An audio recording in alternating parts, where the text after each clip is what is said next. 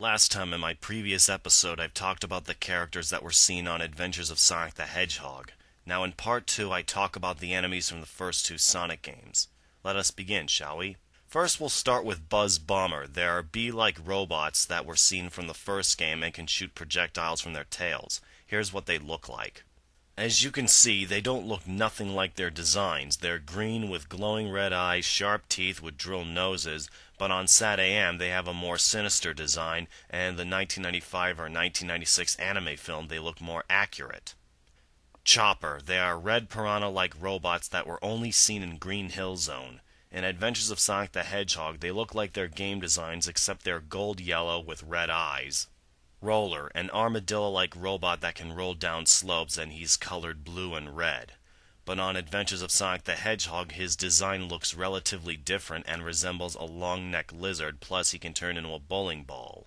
Ball Hog. He's a pig-like robot that shoots out balls. In Adventures of Sonic the Hedgehog, he looks different, and instead of being pink, he's gray, has a bird's beak instead of a pig's snout, but at least he has the ability to throw bombs. Jaws. He's pink with a yellow jaw and was first seen in the Labyrinth Zone. Let's take a gander.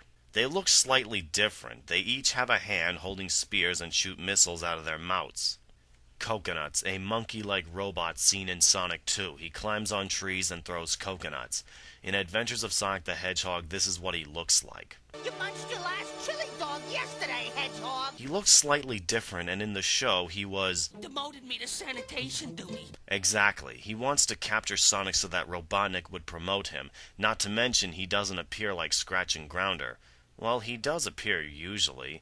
I mean, it would be cool that if he would appear more often, and his voice was done by Ian James Corlett.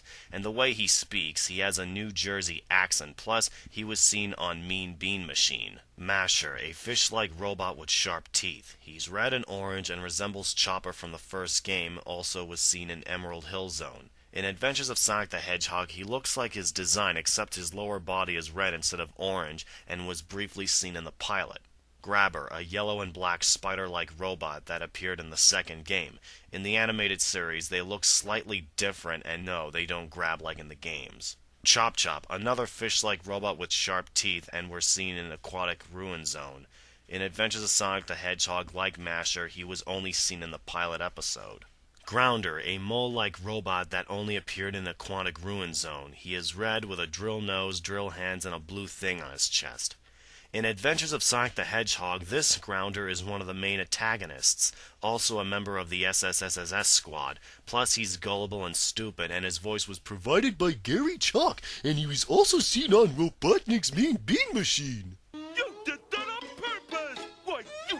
Octus, a pink octopus-like robot who appeared in Oil Ocean Zone. In the pilot episode, this is what he looks like.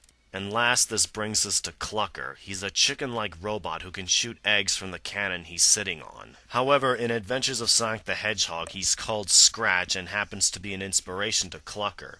I've read online that many people believe that he is based on him. In the show, Scratch is the very first member of Robotnik's super special Sonic Search and Smash squad. He's smarter than Grounder and has this cock-a-doodle-doo-like laugh. You get the picture. Like Grounder and Coconuts, he too appeared on Mean Bean Machine and was also seen on Sonic's Spinball, plus his voice was done by Phil Hayes. But in the pilot, he and Robotnik were voiced by Jim Cummings, who did Dr. Robotnik on SAT-AM. Well, this wraps up the Badniks, but we're not done yet, folks. Stay tuned as I talk about the Badniks from Mean Bean Machine.